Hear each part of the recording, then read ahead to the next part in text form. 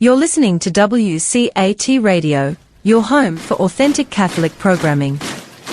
I'm Chris Mahon. I've just recently written this novel, and I'm looking for a publisher, for an agent now. But I told him it's really a kind of book that aims to bridge the secular and the sacred. So, I just thought, that's one of the things I could talk about, as well as kind of my literary origin story and other publications, and just how I've kind of evolved into a Catholic writer. Yeah. Well, I am certainly interested in hearing that story. I'm also a Catholic author. I'm a memoirist. I wrote. Oh, he told you about my memoir? Well, no, but I just happened to, and just reading your biography on, for WCAT and learning about what you've taught, I also did learn a little bit about the memoir you wrote. Yeah. And so, which seemed very, very intense. Well, yeah, very intense. I was going to say heartfelt, but I hadn't read enough of it. Yeah, but it must certainly be heartfelt, and just I certainly hadn't encountered that story before, so that's interesting. Yeah. So, really, the only reason I'm here is my mother was going to kill me, but she didn't, because she was afraid she'd die. Wow. Yeah. From the chemical she was taking to abort me. So once she started to bleed, she stopped taking it because she was afraid it would kill her too. Needless to say, that was pretty much the end of that relationship. We did, I took care of them when they were sick, up until the time that they died. I tried to do the right thing. I was always respectful, but I never really had any feelings for them after that. Wow. And you learned about that when you were still very young, right? 11. Yeah. Wow. That's a lot to incorporate, I would think, for an 11-year-old girl who's just on her way to becoming a woman, right? Yeah. So it had quite an impact on me.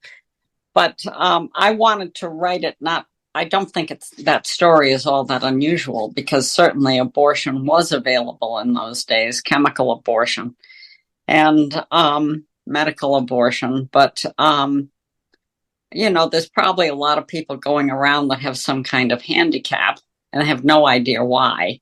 And, so I thought that it would be a good thing to let people know that you can go through something like that, and with God's help, you can be better than just a survivor, so you can forgive the people that are involved. But there's a difference between forgiveness and wanting to be with somebody, Sure. It's like, I understand you did something wrong. She was never sorry for it. I understand you did something wrong. People make mistakes. Okay, that's fine. You forgive them. You try to be decent. But I never had love again for them. Wow. Yeah. Well, I mean, already I have some questions which I think would be best answered by reading the book. Oh, yeah. It's a doozy. I have had so many people come up to me and say, that book it's really good, but it's awful. So the writing must be good. It was written up in Life Review. Human Life Review. Wow. But it was a brutal story. And it had long-term impact on me physically, and certainly emotionally.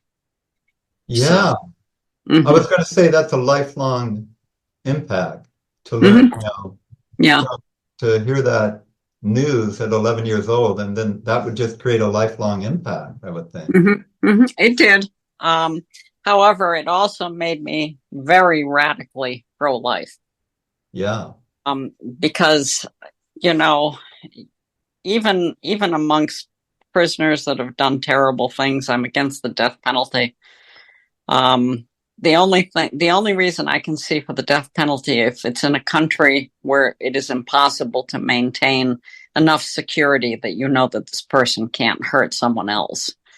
But I can't even imagine a situation like that. But so I'm radically pro-life. And I do give an occasional webinar, or I talk about abortion. And I mean, I think that the fact that I succeeded as well as I did after that it shows people, you know, it's not the end of the world. You just pick up and keep going. And that's important. Yeah. And I think, I mean, it seems you've had an intellectual life too. So you kind of had the means to grapple with it, I would guess, kind of intellectually as well as spiritually. Yeah. But it led to a conversion, right? Eventually? Is that right? The conversion was actually due to an experience in Rome. Oh, wow. My first husband, who he died of esophageal cancer. Prior to his death, he wanted to go to Rome because his mother, who was had just turned 85, had always wanted to go to Rome. I had zero interest in Rome because I wasn't Catholic. So I said, you know, well, yeah, okay, we'll go. And I said, it's fine. I'll want to do the historical sites, the art sites, that kind of thing. And we can have breakfast and dinner together. And he agreed. And then towards the end, he said, you know, could we all do something together as a family? And I pointed out, well, we are eating breakfast and dinner. It didn't work, though. So he said, you know, he said, why don't we go on a tour, a bus tour out, you know? And I said, all right, but if it has anything religious, I'm not going in. Now, it's not that I was anti-religious. I just didn't care.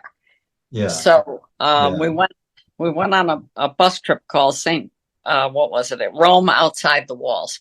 And the only place that had anything to do with religion was the catacombs. So the bus stopped. They turned off the air conditioner. There was no bathroom. So I decided to go into the catacombs. And to show you the level of my ignorance, I was walking through, and they were off to the right. They were having mass, and I knew what that looked like. And I said, what's wrong with these people? It's not Sunday. Why are they having mass? You know what I mean? It was to me, it was a legitimate question. Yeah. You know? So I just kept going, and I caught up with them with no idea. I mean, it really impressed me how God can just take you and turn you around in like 2 seconds. So I was in the catacombs, got caught up with the tour, and there was a Vietnamese priest I think he was a priest, dressed in a black cassock. He was behind a table that looked like an altar stone, and he was talking, and I had no interest, but I was standing there looking at him, looking around, and it was like I had a ticker tape go through my head. That's the second time it was the first time it happened, but I've had it happen twice. And it was like a ticker tape, like somebody was typing. And the message was the truth with a capital T is where the Catholic Church is, or is within the Catholic Church. And I looked at it and I said, whoever did that doesn't know that truth shouldn't be capitalized. Copy editor. Yeah. Huh. So it was like, oh my word. But I didn't say, I figured out that that was not something I could have ever imagined. There's just no way. So I didn't say anything to my husband. When we got back to the United States, he was a very religious Catholic. And I said, I'd like you to call your parish priest. And he said, why? I said, because I'm going to convert. And he started to laugh because he thought I was kidding. It's like, no, but I'm serious. I'm converting. And he was stunned. I, I studied with Father Smolensky for a year. he had worked at Holy Apostles, and he said, you should go down there. It was only about 30 miles from where I lived. He said, go down there, get a master's degree. I was already a doctor of sociology. So I went down, and I got a 90 credit MA plus a postmaster's certificate. And he had said to me, you should go because you're more interested in this than most people, when I was in the process of converting. So the rector of Holy Apostles, when I was ready to graduate, he came to me and he said, you couldn't even make this up.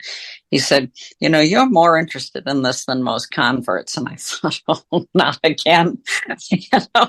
And he said, if you go to Dominican House and you get a license, I will hire you as a professor here.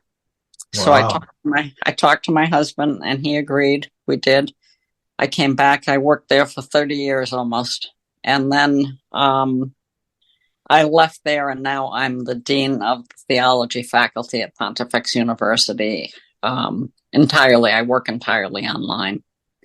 But, so all because of a ticker tape going through my head. I mean, it was just bizarre. I mean, my whole life changed. Yeah, I mean, it's like, sounds miraculous. And it's something that it's not like you were on the Catholic path and had a kind of reawakening or spiritual epiphany on that Catholic path, but it was just like almost out of the blue. And and it sounds like you were happy and while you were studying. Yeah, I was. While you were doing the master's, because you were, Yeah, it was an interesting experience, and there is no way. I know that there is no way that could have come from within me. Prior to that, I think I had been to possibly 2 masses. He had taken me to, my husband had taken me to a Christmas mass, midnight mass, and I went in. This was years before this occurrence, and I walked in, and I'm looking around, and I was thinking to myself, boy, there's a lot of Catholics. I mean, it was a cathedral in Providence, Rhode Island. Anyway, so he looked at me, and he had an expression on his face I had never seen before, and he said, "This is the miracle we believe in." And I'm like, oh, come on, to myself. That's what I was thinking. Right. Then I got my own miracle. Right. Well, I'm just thinking that, I mean, the meaning of the Mass, it doesn't really have meaning unless there's something inside of you that has opened up. It's a connection between, I mean, the Mass kind of happens, externally in a way, but there's a connection internally. Yes. Yeah. And if I could see walking into Mass without that internal opening, it wouldn't mean much at all, It would just be funny, strange. Yeah, just a lot of people that were in there. Right. Right. Christmas Eve. And I was not anti-Catholic or anything. I just wasn't interested. Wow. That's a big change. Yeah. Wow. It is a change. And so my whole life changed. And I still teach, and I'm the dean at Pontifex University, which is entirely a Catholic and in line with the magisterium. And I enjoy it. I'm 73 now, so I hope to do it for another 3 or 4 years. And because my mind is still, as far as I can tell, alert. So I want to continue doing that for as long as I can, at least another 3 or 4 years, I hope. Yeah, that's great. I was just at a workshop at a local retreat center here, and it was called Conscious Aging. Is that Holy Spirit Retreat Center here? And there were people there. I guess the ages were from 58 to 90 something. Yeah. So, and I was amazed at how vital and active a number of people are. It's some are moving slow, and some in their 80s are moving slow, and some are moving fast. Yeah. Yeah. Mhm. Yeah. But apart from the physical, what's important is the mental and the spiritual.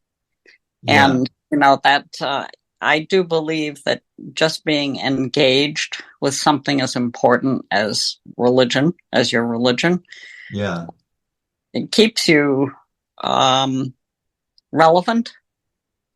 And I think it keeps you somewhat active. It keeps So, you relevant to the people in your community, you mean, or just, I think so, because I yeah. mean, you have, if you're going to church or if you're going to mass, for non-Catholics, if they're just going to church or they're going to mass, it's like they're a witness to the faith right up to the end, and they can talk about the kinds of problems they've had, in age and how God has helped, so it keeps them relevant, for one thing, because they're still engaged in the religion, as opposed to which there's nothing wrong with being, in a place where you can't get to church, but you watch it on, you watch the mass on television, or you do your spiritual reading when you're sick or bad weather. But for those who can get out, it's a tremendous witness also to people.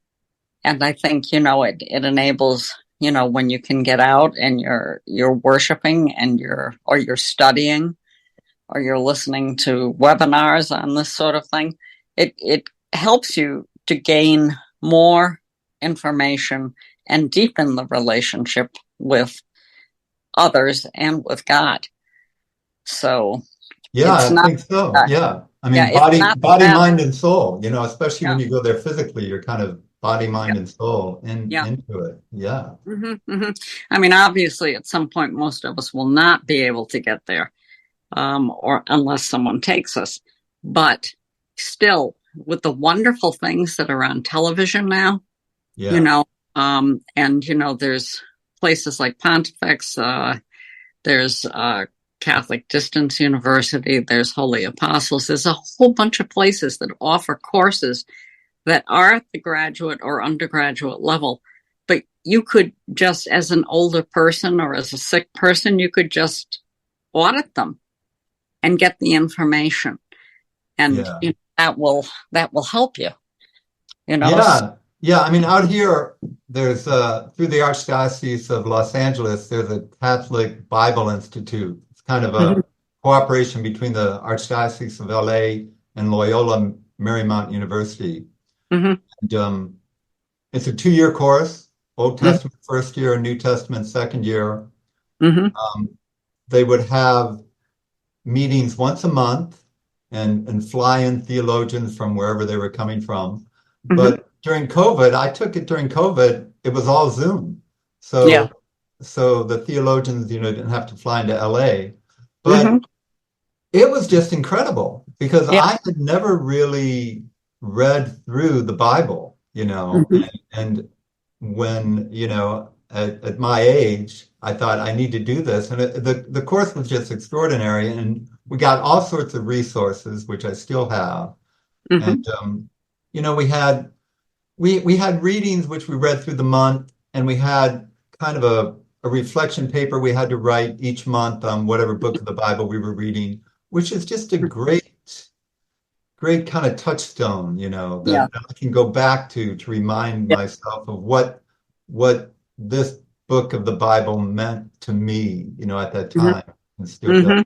But it was great. Yeah. Mhm. Yeah, a Mhm. great resource.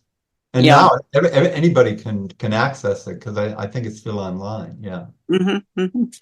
Yeah, and so there are quite a few places that are starting to put things on the internet, and people are able to get that education. Holy Apostles was one of the first ones. We worked with Ralph McInerney, Ralph and McInerney. I've heard yeah, that name. oh Well, yeah, Ralph. good philosopher, and Catholic philosopher. Um, anyway, he started International Catholic University, Hmm. and it was all online. And then Holy Apostles became involved. And, we trained hundreds of people. Wow. It was well worth doing. I'm just writing that down here. Right. Wow. Mm-hmm. That's great. Mm-hmm. Yeah. Yeah. You never know what's going to happen. It's like all of a sudden, boom. It's like, Right. It's always a surprise. The great. Yeah. The great. You can't predict it. Yeah. Walking into the catacombs, I had no idea that when I walked out, I would not be the same person ever again. Can you remind me, the catacombs, it's a word I haven't heard in a long time. And yeah, I was in Rome once and went to St. Peter's and other spots. The catacombs were the place where the early Christians used to worship in a kind of hidden environment. Am I remembering that right? Or how would you describe that? As I know them, they're a cemetery, underground cemetery. Okay. Wow. I'm sure that worship probably occurred. Just looking at the stone altar that priest was looking behind, that looked like it could have been old thing. But yeah, the catacombs hold the bodies of many, many, many, many Christians, people who were fed to lions, people who fought bears. Wow. So is that near the Colosseum, or is it farther away? I think it's further away, but I couldn't tell you because I converted in the 90s. So it's going back a long time. So it sounds like the word catacombs means kind of cemetery, especially. If you look up on the internet, Roman catacombs or catacombs in Rome, and the artwork too. I mean, it's incredible. But you can't. It's all underground. Yeah. And so you can't just go in because I imagine that there have been people who have been lost. You have to be with a group, and they count you, when you leave, because you could get so lost in there you'd end up dead. Wow. Well, I'm gonna take a virtual tour if I can in a little bit. Yeah. So I was very I was impressed because I had not had something like that ever happen to me before or after. And it was a life-changing thing in probably less than 5 seconds. Wow. And I mean, I had zero interest in Catholicism. But anyway, so it changed my life, and here I am, 74. And, I've trained hundreds of seminarians.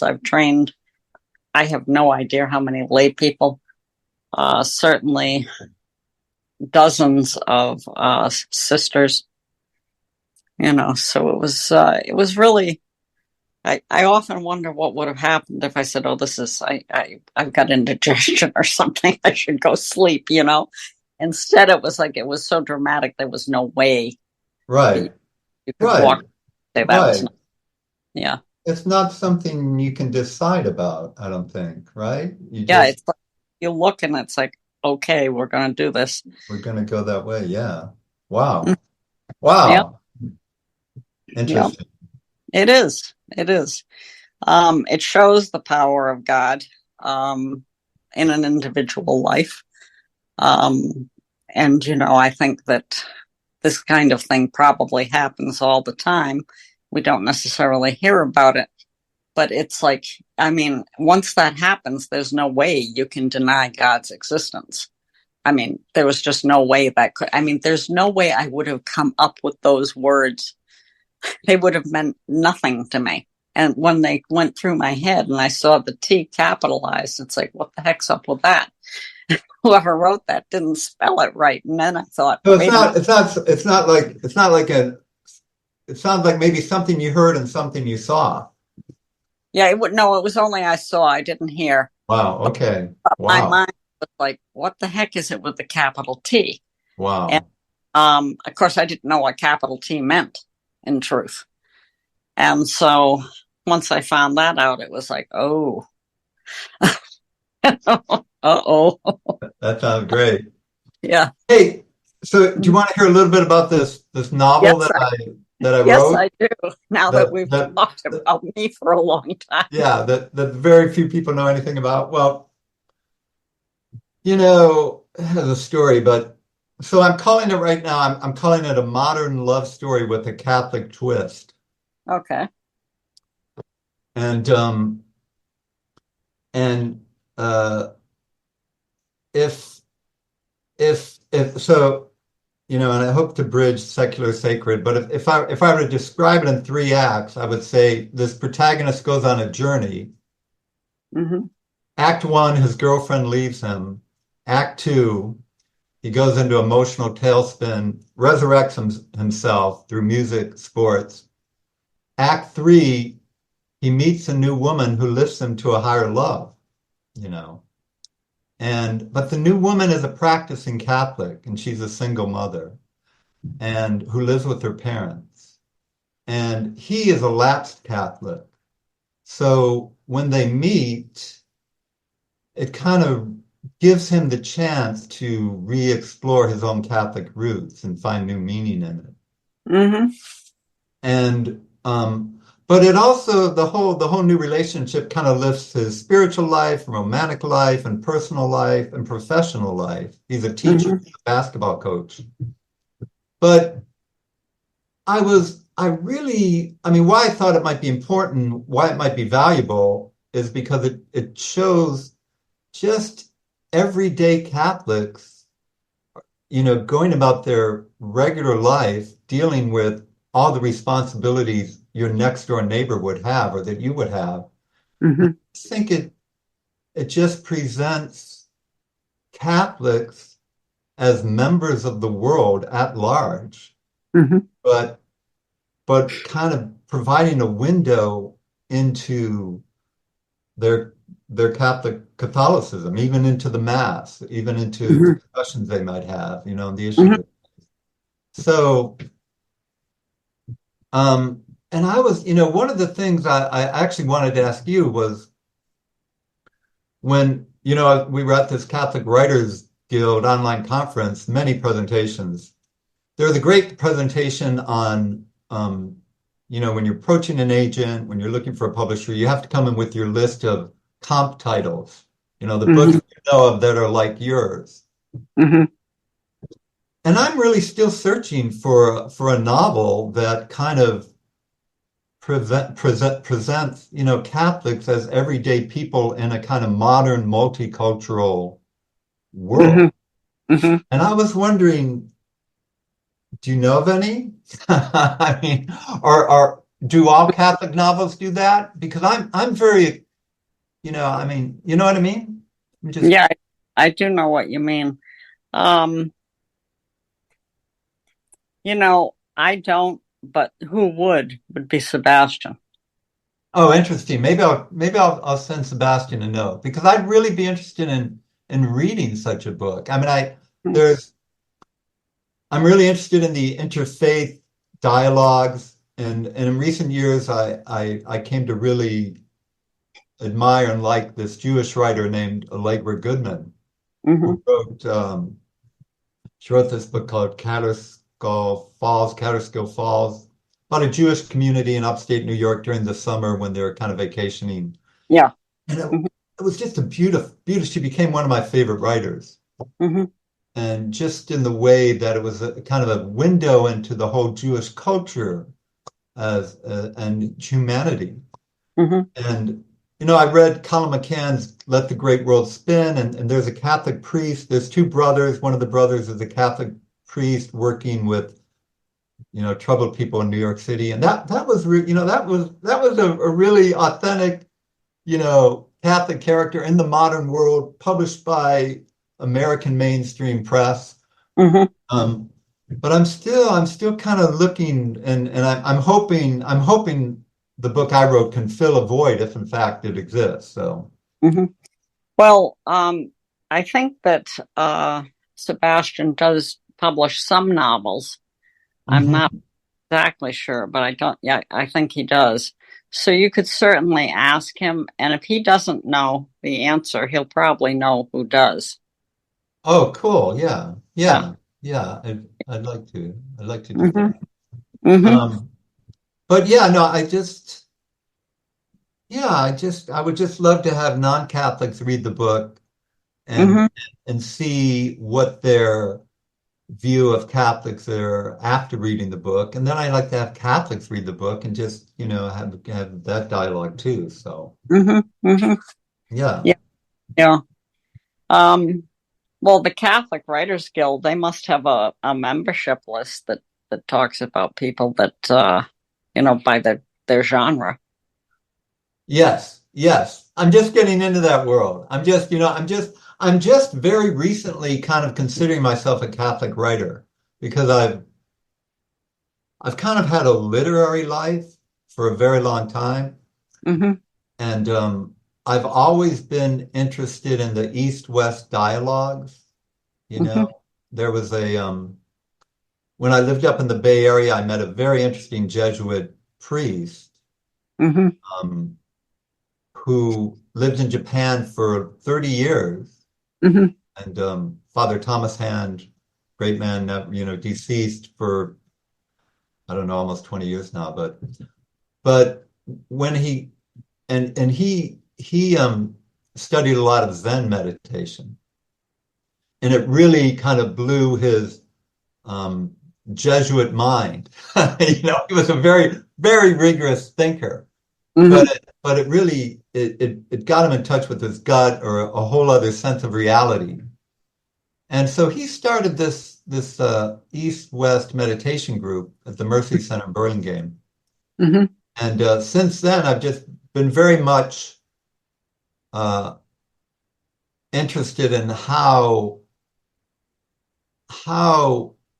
uh, Buddhist thought can help you understand the meaning of Christianity and Catholicism. I've been really interested in that for a long time. But just recently, I had a kind of spiritual awakening where I'm just going back to my roots, wholeheartedly Catholic, just complete and I'm not considering myself an East-West writer. It's like, no, I'm a Catholic writer and I'm writing from the Catholic perspective. So Right. Mm-hmm. And that's good. yeah, yeah. And trying to figure out what that means, and Mm-hmm. trying to figure out who the touchstone Catholic writers are and the way that, I think I don't know I mean, there was like in the 20th century, there was like what, J.F. Powers, Graham Greene, Mm-hmm. John O'Hara was Catholic, F. Scott Fitzgerald probably grew up Catholic. Mary Gordon had an interesting kind of Jewish Catholic connection. Flannery O'Connor. Um, but yeah, I'm trying to find, who are because there seems to be a kind of renaissance in Catholic letters now through the Catholic Writers Guild. And I've heard about this Catholic Imagination Conference that's happened every couple of years. Mm-hmm. Um, I think it was a poet laureate of California, Dana Goya, who was involved with starting that. Mm-hmm. And yeah, so I kind of want to be part of that. Mm-hmm. Yeah, sounds interesting. Yeah, I think it's very Mm-hmm. interesting. Mm-hmm. And what else can I say? I can talk a little bit about. I've been one of my interests has been Thomas Merton, Mm-hmm. and also at the retreat center where I went to see or I went to participate in the workshop on conscious aging. There's a Thomas Merton group there, Mm-hmm. and which meets once a month. So we've been reading through books of Thomas Merton and discussing them. And one of my spiritual publications, let's see, where is it? There's a Merton seasonal. It's published by the International Thomas Merton Society. And yeah, they published an essay. I wrote an essay called Free at Last, Free at Last, A Faith Journey with Thomas Merton. Mm-hmm. And yeah, it was a way for me to kind of chronicle my experience of coming back into the Catholic Church with the aid of Thomas Merton. Because, you know, I'd been a lapsed Catholic for a long time. I'd had this interest in Eastern religions, Western dialogue. And so did Thomas Merton. And he was, you know, very contemplative, very much interested in starting the East-West dialogues. So it was a really kind of natural fit for me to read about what it meant for him to be a Catholic with those interests and how I could help kind of redefine myself as a Catholic. And I was particularly interested in, I call it free at last, free at last. I was really interested in his notions of freedom because, you know, he talked about, and I think Conjectures of a Guilty Bystander, he talked a lot about how so many things in modern society, you know, that provide conveniences or make us more technologically adept, seemingly give us more freedom, but he says we become servants to them. They actually make us more servile. And the only true freedom you can really find is in religion, is in discovering your authentic spiritual religious self. And that was something that made sense to me really intellectually, but I'm just kind of beginning to live that now. That makes so much sense to me now. So Thomas Merton was very important to me in terms of the East-West dialogue and in terms of his kind of explanation of freedom and how a free person is really kind of spiritually based. And there he was, a Trappist monk, you know, living in a little room far away from everything, but never feeling more free. So, yeah. Yeah, it makes sense to me because, you know, I think that once we know our religion well, or are learning our religion well, that our faith, it's not just a religion, it's a faith. I think that it grounds us. Yes, because the roots are so deep. Yeah, it kind of plants you in rich soil. Yeah, right. I mean, I'm sure you can talk more about that, but one of the things, you know, I discussed a little bit in the novel, you know, through conversations with characters, is how, especially for one of the characters, her religion is important to her because her religion is more than a belief system. It's a social system. It's a cultural system. It's a system of prayer. It's a system of sacraments. It's a historical system that has a lineage of saints and theologians and other holy figures. Yeah. And yeah, and that's, to be in that company that stretches back, you know, a couple thousand years, can be very grounding, I think. Yeah, I think it, and especially, you know, because when you're talking about all of these aspects of it, you know, that you just itemized, you know, yeah, I mean, it's like, it's an all-encompassing, I can't say worldview, but I mean, I suppose in some sense it's also a world review, a worldview, not a review. But it gives you what you need to live probably in any culture, because you know what you are, you know what is real, what is really real. and to me that that is priceless. Hmm. You once you learn that, and then you go on and learn more and more about the religion, about the faith, about whatever way you want to approach it.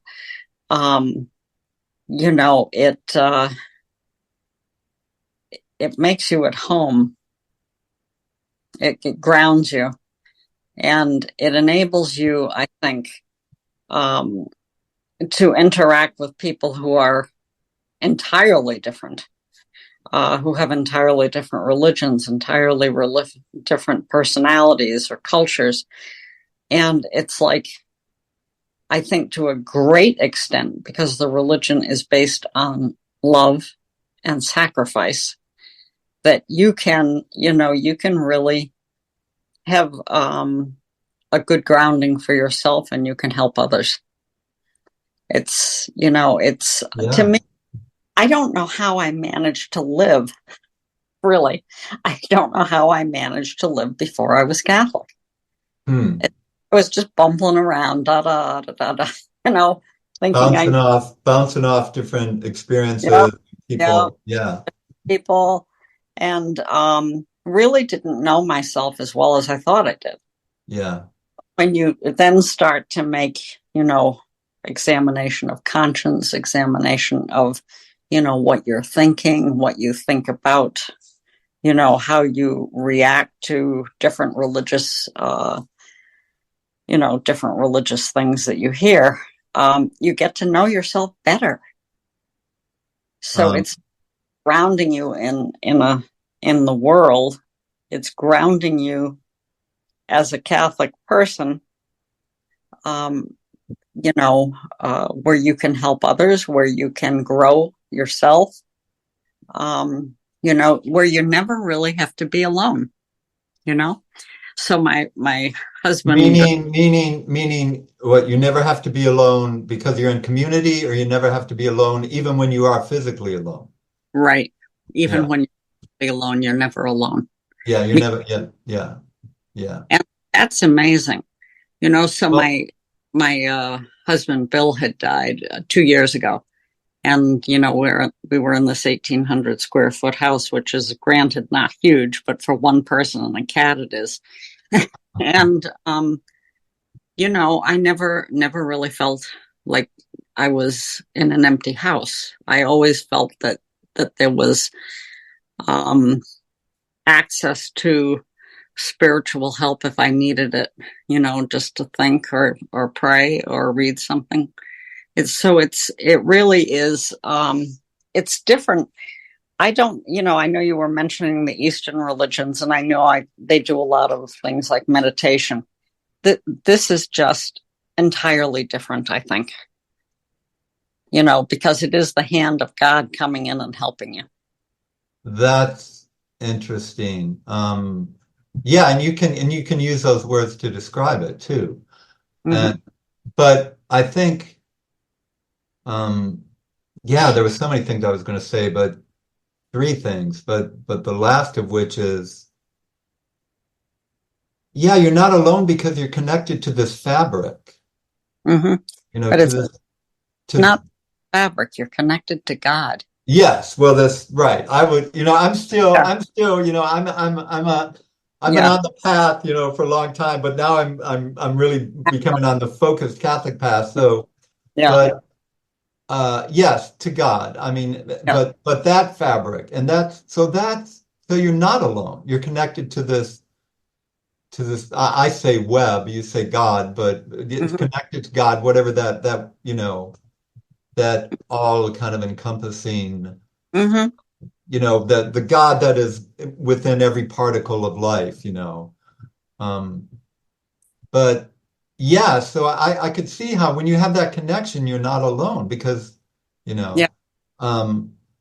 also I was going to say that, when you were talking about how it grounds you and you, know your place in the world. I was going to say, in ways that we really can't fully understand. It's just this shift. But then Yeah. when you started talking about the examination of conscience, which I haven't done, much deeply, I would say that grounds you more in the world in ways that you really can understand, which is interesting, you Hmm. know? Yeah, it is. It is. So Yeah. this, yeah. Yeah, and I think that that's something that many people kind of avoid, but I think it's really an important thing because you get to know yourself, you get to know your limits, you get to know what you need to work on. And So again, is there a Catholic, I've heard that term before. Is there a Catholic term practice of examining the conscience? Is that like, or is that, you know what I there mean? there could be some way of doing it that is suggested. I don't know. To me, I just sit down and think about my life. I try to review the day. Okay, yeah. Um, but I can review all the way back, as far as I can remember. Yeah. Well, I've Uh, heard, I yeah, heard recently, I think I was listening to a Bishop Barron talk where he's talking about the Ignatian yeah. review of the day, which is kind of, Hmm. yeah, there was an Ignatian review of the day. I've heard of the 12-step moral inventory, Yeah, which is probably yeah. Yeah, pretty, and it's important because if you don't know yourself, I don't know how you can possibly, um, in yeah. any. But so what would you say, I mean, for an examination of conscience, what would be the first question you would ask yourself as you were reviewing the day? Or what would be three questions? Well, the first thing I do would be look at the commandments and see if I had broken any or came close to breaking them. Yeah. Um, I would examine uh, my relationships with others and whether I've done anything that was unkind or, uh, you know, Wow. and Yeah. even people I don't know. Like, sometimes you're driving down the street and there's some idiot in front of me. God forgive me. You Right. know, going 5 miles an hour in a 60-mile-an-hour zone, and it's like you almost hit them in the trunk. Right. And it's like I have a very unkind thought. you know so I mean it's just even stuff like that. We should have better control. It's like if someone's driving like that in front of you, maybe you should worry that the person needs help or that the car is going to break down and they're going to need help. What I think is get out of my way. And Right. that's the right thought. you Right. know yeah, so I try to assess. It's not like I have a scale, but it's like, am I doing better on this particular area, and you or not? And then you can always go and talk to your priest. You know, we have a wonderful priest here in Vermont. He's from the Philippines. Yeah, our priest is, well, he's from LA, but he's Filipino, so Uh, yeah. this guy is so kind and good and patient. So you can go to a priest and, sit down and say, okay, this is what I'm trying to do with my examination of conscience. And I've discovered I don't like slow drivers. But, but no, I mean, seriously, to go in with, if you see you're doing something wrong and you do it again, and I mean, not like breaking a commandment, but I mean, obviously, if you're breaking a commandment, you need to go to confession. But I mean, it's like, okay, here's a slow driver. I can't stand this anymore. I'm not going to take this road. I mean, if you're getting that kind of a reaction, something's wrong. You need to go see somebody who can help you sort it out. You know, Yeah. I mean, it's a Well, stupid well, example, well, well, for but me, yeah, I've been doing a little bit of that, but it wasn't with a driver. It was with someone I was talking to on a call center, which involved, yeah, which involved trying to get some prescriptions, which, somebody wouldn't authorize, and stuff like that. So, yeah. and running into all kinds of roadblocks. And, Hmm. and for me, yeah, and I was just kind of becoming aware of that. For me, it's like, I want to go through my day. I know what I want to do. I want to do this. I want to finish that. I want to move on to this. I want to move on to that. And if something starts to impede that, then the fuse gets to be a little bit shorter. Yeah. So that, But see, that's a good insight to have, because then you can go talk to your priest or, a sister or a brother and say, this is what my problem is. I'm losing my patience with something, and it's not anything huge, but it's like if I've got a list of 10 things I want to do and I only get number one done, then I'm going to be mad, because yeah. that's And usually often when you're mad, there's another person around with you. So you're kind of inflicting that on that person. but Yeah. it's giving a bad example, Yeah. because you're Catholic and you have to be aware. A lot of people don't like Catholics, and I'm not exactly sure why.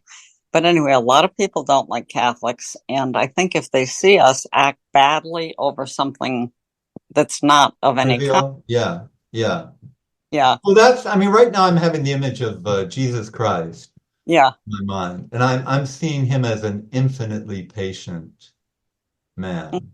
hmm yeah, Infinite patience, infinite compassion. I know he overturned the tables at the temple, but I think his relationships with people just must have been, yeah, as calm as, hmm I don't want to say as calm as the ocean, but as deep in compassion as patient and patience as the ocean, really. Well, yeah. I mean, I don't think that most people go out to try to aggravate us. I mean, sometimes it happens, sure, but Yeah. somebody, if you show a lack of patience, you know, um, not you personally, but if any of us show a lack of patience, it's like, why don't you have better control over your emotions and your responses? And it's a legitimate question. I mean, Yeah. sometimes, yeah, it's like, why do I get upset when I'm behind someone driving 20 miles under the speed limit? You know? Really. Yeah. So, I Right. mean, you need to look at yourself. Yes, this person is an idiot for doing that on a highway where most people are going 75, but that's beside the point. Why are you getting so upset about this slow car? You know? And so you need to figure out those sort of stupid little Well, things that we do and fix them. yeah, yeah, yeah. But it can mean also, that's interesting because it says not only that impatience says not only a lot about ourselves, but it says a lot about the world we live in. That we Mm, live in a world with a million cars, yeah. all around us. Hmm.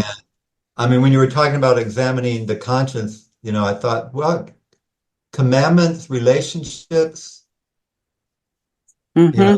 two great And ideas, how we relate to other people, but then, we don't live in a world of just people. We live in a world incidents.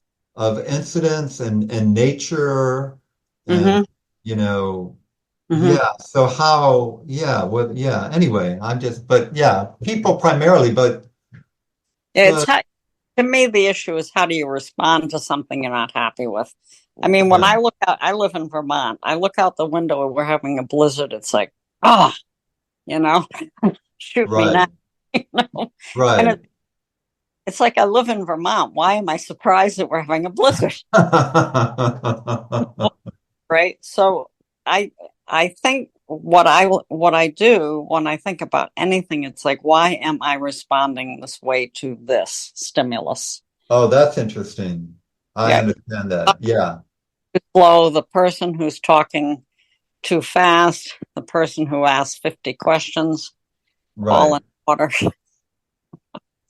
So right. it's your reaction. It's That's not interesting. it's not what's happening outside of you. It's how you're reacting to it.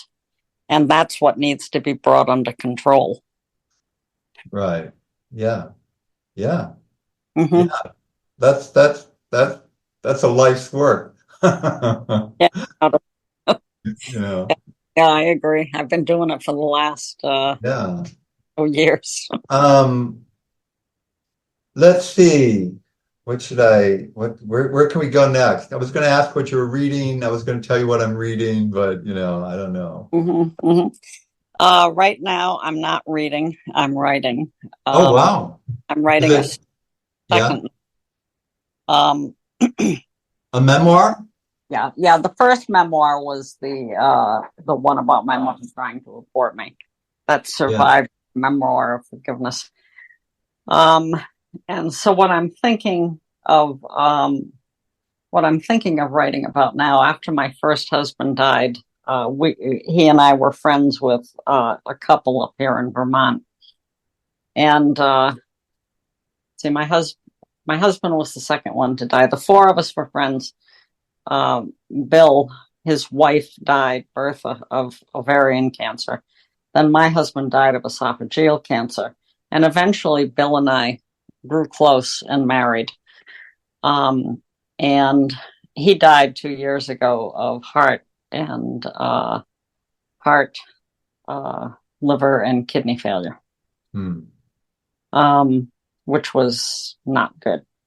But I had written about my mother. I think I'd like to write about my two husbands. Jimmy, the first, was extremely Catholic. Yeah. And the second one was Catholic, but had never practiced. And so it took me a while to get him back into the church, but I did. And so you married him after your experience in the catacombs, right? Or long after. Long after that? Okay. Yeah. So what I want to do, I had for some time, the cemetery is only a mile from here. Catholic cemetery. So I go there in the summer. Of course, in the winter, they close the cemeteries here because if you ever fell down in there, you'd die. No one would ever find you. Because when we get snow. Yeah. So they close them with gates and everything. You can't get in them. But once the weather becomes more hospitable, like in May, I would go to the cemetery every day. And if I'm in Connecticut, where I lived with my first husband, I will go to, if I have to be in Connecticut, then I will go to the cemetery there. But what I wanted to do was reflect on the marriage through the conversations. They're not really conversations. They're more like me talking when I go there and talk to him. And now, I think it's an interesting way to work out the dynamics of that relationship. It was a very good marriage. And I was literally heartbroken when he died. When my first husband died, the only thought I could have was, thank God the suffering is over. Esophageal cancer has got to be one of the worst things in the world. It is horrific. Wow. Okay. I mean, he was on morphine, more morphine.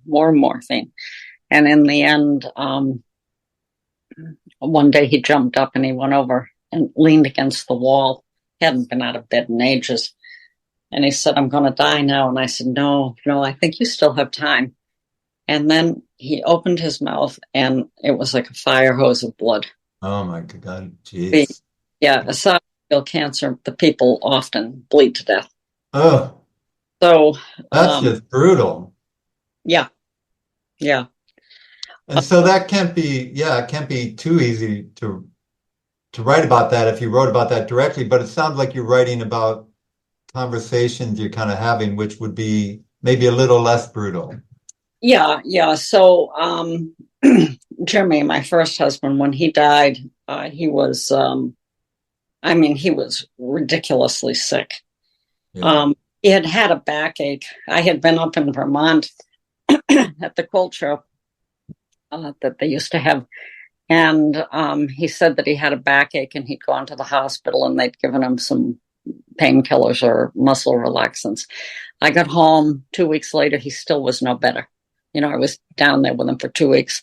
Nowhere better. So I took him to the hospital, and a big hospital in Connecticut. And I said, he needs to be diagnosed. And he said, well, I don't understand what the problem is. He's already been diagnosed with his back. So I just looked at the doctor. Now, this is where I need to look at my patients. So I looked at the doctor and I said, well, we could go with that if you don't mind being the second person to misdiagnose him. Ah, wow. Yeah. he just looked at me like, oh, what an awful woman. Anyway, so he did a, I don't know if it was a PET scan or a CAT scan, but he came back, whole different attitude. And he said he's full of cancer. Wow. Jeez. So it was all esophageal. So he only lasted a couple of months after that. But Wow. But Bill, my second husband, again, the four of us were friends. So actually, Bill's wife, Bertha, she was the first to die. She died of ovarian cancer. Then my husband, Jimmy, died. And so then, Bill was deteriorating because of his heart. And, that it was quite a struggle because I really fought hard to get him to go to Mass, that sort of thing. I did get him, he died November 22nd, 2022. I was there and I praise God for that every day because I was with him and I heard a little pop in his body. And then he flushed and he was gone. His eyes froze. So I screamed for help. And they did CPR, which he had wanted for 35 minutes. They did it. And I finally went in. I said, do you have anything at all? And he said, no. And so 35 minutes without any oxygen to the brain, he wouldn't have even known he was alive. Yeah. So I said, stop, just stop. Yeah. And, that was the worst of anything I've ever had to do because, I knew when I said stop that he would remain dead. There was no way. He was dead. They don't do CPR live people. But, right. But yeah, so the book that I want to write is about the kinds of conversations we had when I was trying to bring him back to the faith. He had been, confirmed, all of that stuff when he was young, but just got away from it. So I worked hard to get him back. I did get him back to going to Mass with me here. And then I was thinking I would think a great question to ask is why didn't you want to go to Mass? What would his spirit say now, He'd probably say thanks, Cynthia. Pardon? He probably would say thank you, Cynthia, because by getting him to go to Mass, he was I don't know what happened that made him leave. He never told me, but he never went to another religion. He just didn't practice. So, wow. He got to the point where he'd go with me every Sunday, holy days of obligation. Almost more for you than for him, perhaps, it sounds like a little bit, but I don't know. Yeah, I think it worked. He did get the last rites. Yeah. Which was another difficult story, but I did get him the last rites. So how's the writing going? Sorry, how is the writing going? It's going, but it's slow. I'm not a fast writer. I come up with what I do is I write down things I remember, sentence after sentence. If I remember a conversation that's important, I write that down. So that'll take me a few months. A little bit of work every day. And sometimes it's funny because it'll jog your memory. It's like, oh, yeah, right. There was that, And so, I'm hoping, we're only in February. So if I finish that part of it, say by June, I'll have a good 6 months or so. I work obviously, but I'll have a good 6 months where I can be working on it and then, have some of my friends review it. So maybe in a year or so, it'll be a memoir. The first one was hard. It was really hard because, nobody wants to think of having a mother who doesn't want them, And so, it takes a lot out of you when you look back. And there's no other way around it. The woman tried to abort me. She did not want me. The only reason she stopped was she was afraid she would die. And she told me that. So, Wow. Yeah. So, but anyway, so I think memoir is Well, also memoir is good because it also makes you reflect. yes, I have to say when I live in California, I've lived in three places. I've lived in the Bay Area. Hmm. Right now I'm in Los Angeles. Uh, my wife and I lived for a little bit down in North County, San Diego County, down near San Diego. And when I was down there, I I was a columnist for an online magazine called WritersMonthly.com, which Hmm. I don't think it's online anymore. But I actually my beat what I wrote about was memoirs because the very first uh, kind of article I submitted to them was about why memoirs are important. Based on that, he said, "Hey, why don't you be a columnist? You know, and you can write about memoirs." And I would review some memoirs and stuff. But I remember early on, I said, you know, in the 19th century, when you had all these great novelists, Tolstoy, right? He was, Yeah. I mean, Dickens, just Jane Austen, just all the great, great novelists. I said, reality must have been so intense. The Hmm. real world was so intense and so authentic that as a respite from the real world, you needed great fiction. And now, I don't know if I'm going to stick to it now, but now, in many ways, the world is so artificial, with technology and media and Hmm.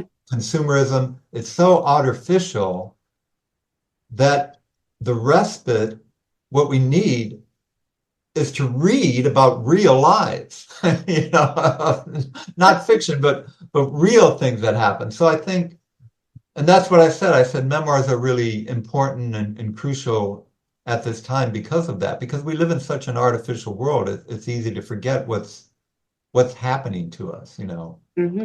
Hmm. And yeah, but I think there's always room for great fiction. But yeah, no memoir, and I think maybe that's one of the reasons because memoirs have really they really beginning with Frank McCourt, they really started to have really hit their stride in Hmm.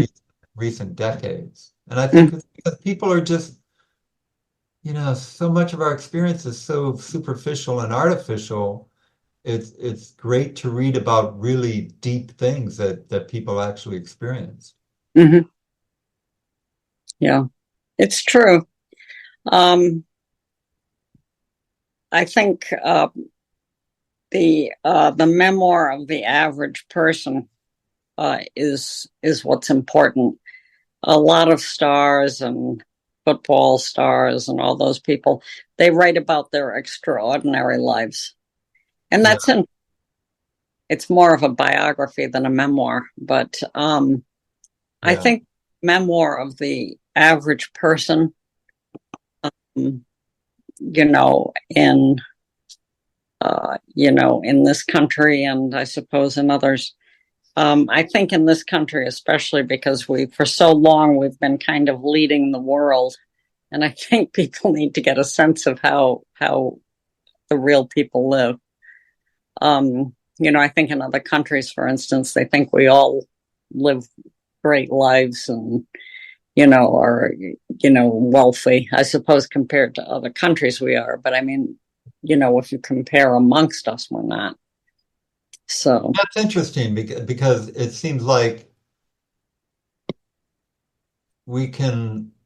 It would seem like many people might look at from outside of the country would look at Americans and think, oh, they don't have tragic lives. They don't experience tragedy in their lives, yeah, you know. that's why But they everybody does. Yes, yes, exactly. And I think that's one of the reasons why it's important to see it.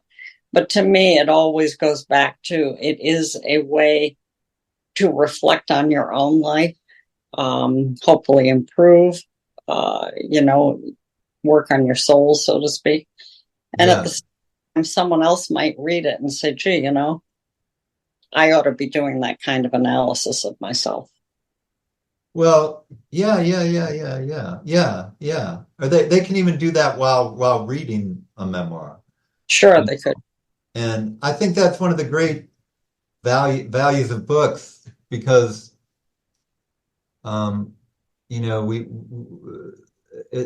a reading is a peaceful and quiet experience, but our lives, time doesn't stop. Time doesn't stop when we're living.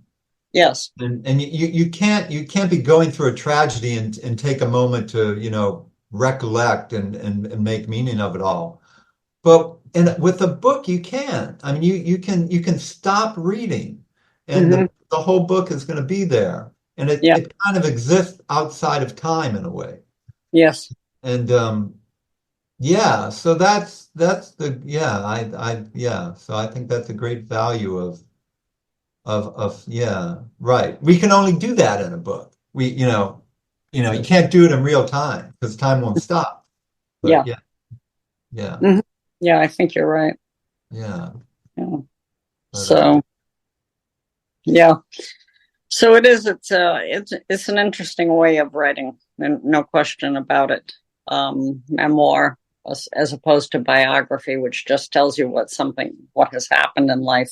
With memoir, you're more looking at the consequences and also, why you did certain things. It's not just like, well, I went to college in whatever year and got a BA.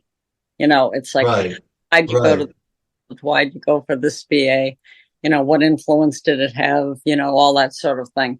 So it's what I think memoir does is it gets behind the scenes, and that's where the real stuff is. Yeah. Creates empathy for everybody, for sure. Yeah, real. Yeah. Yes. Yes. Mm-hmm. Trying to think of the memoirs of it. Yeah. Absolutely. Yeah. Well, this has certainly been a delightful conversation. Yeah, I've enjoyed it. Thank you so much. I was hoping it would be a conversation. So yeah. And it's and I've taken some notes. I'm gonna look more into the catacombs. I'm gonna look up the International Catholic University, see how it relates to Ralph McInerney. I'm gonna consider a little bit about examination of conscience, and I'm gonna probably review what memoirs I've read, which ones are out there. So yeah. International Catholic University, now you can watch I think all the videos from all the classes. They're open to anybody who wants to read them, watch them. Okay. So, and it was started by Father Kenneth Baker. Okay. Yeah, he was top notch. Wow. Okay.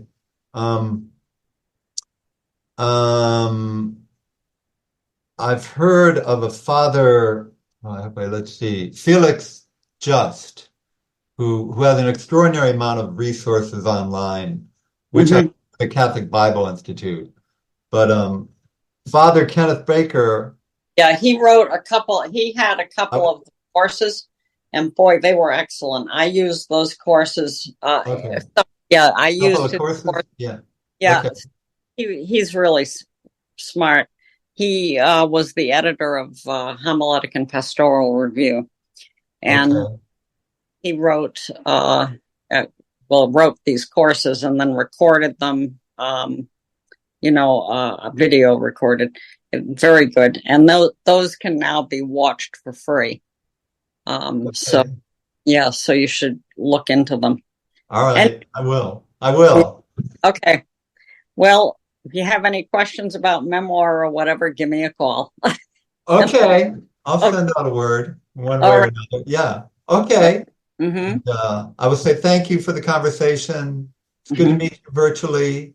Yes. And, I hope to be in touch in one way or another through the cyberspace. For sure. Okay. Thank you. Okay. Take care. Okay. Bye-bye. Hello, God's beloved. I'm Annabelle Mosley, author, professor of theology, and host of Then Sings My Soul and Destination Sainthood on WCAT Radio. I invite you to listen in and find inspiration along this sacred journey we're traveling together to make our lives a masterpiece and, with God's grace, become saints. Join me, Annabelle Mosley, for Then Sings My Soul and Destination Sainthood on WCAT Radio. God bless you. Remember, you're never alone. God is always with you.